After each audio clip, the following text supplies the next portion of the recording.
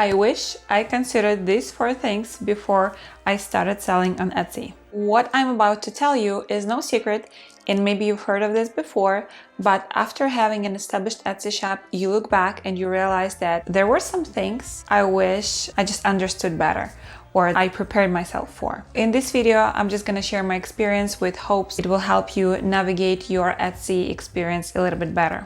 The first thing to consider before opening an Etsy shop is understanding why you want to do that. You may have a hobby that you would like to make some money on, or you want to create a whole empire out of it. You may want to have a creative outlet or to help a good cause. Whatever the reasoning is, you would want to get clear on that, and I'll tell you why. This will help you narrow down your reasoning, your why essentially, and having this piece of cake figured out, you'll have an easier time when tough times come, which leads me to my next point. The second thing to consider is your ability to keep going. Sounds cheesy, I know, but we'll take it. There may be a time when you come to a point of a burnout. Maybe you overestimated your time. You thought there's like more than 24 hours in a day. I am guilty of that for sure. There's also a physical aspect to it. If you receive like tons of orders and this was supposed to be your side hustle, and you have family, you have kids to take care of, you may not have an ability, like physical ability, to fulfill the orders in the time frame you, for example, put out on Etsy. But it also can be a different scenario where disappointment comes knocking at your door because of different reasons. Lack of orders, mean customers, shipping issues, I don't know, competition, pricing fees, bad reviews. Both scenarios are likely to happen at one point or another in your small business journey. So that's why you've got to have that mindset of, I've got to keep going, because blank and insert your answer here. That's why going back to my first point will help you understand your why a little bit better, so it will help you through the tough times. So the third thing to consider is your customers. You may have heard of a term, target audience or ideal customer. In the most basic language, this is the person who is looking to buy what you sell.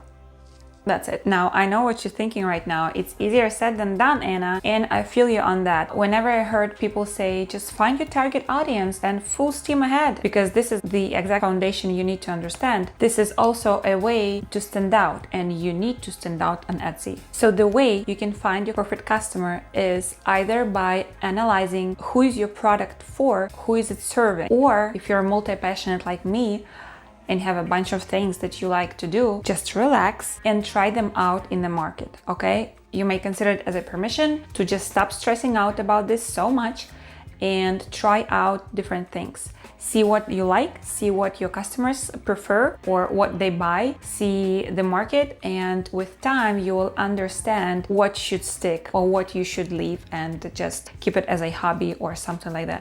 So the next thing to consider is the upfront work. In my opinion, Etsy is the best way to go for new small businesses, and this can be an entire whole video in itself, but it also is a lot of work. Everything takes time and effort when you do it for the first time, but if you do it right the first time, later on it will be much easier to manage and to just keep going. I will give you an example.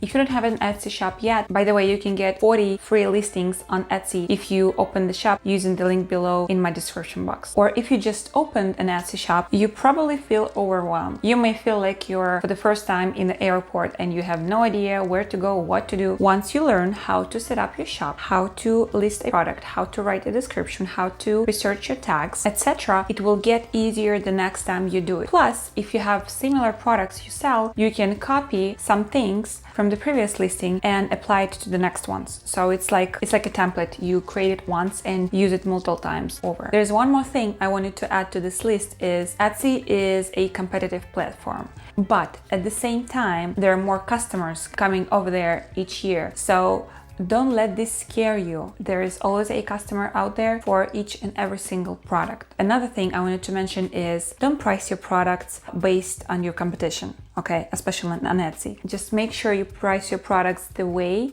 they should be priced. So not based on somebody else's price, because you have no idea of what's going on in the back office of those people. So try to price your products based on your material costs, on your time, on your effort, on your overhead, on all of those things, and your customer will come. Let me know in the comments if you already opened an Etsy shop or you're just thinking about it, we're procrastinating. And if this video was valuable to you in any way, I would really appreciate your support. And until next time, I'll see you in my next video.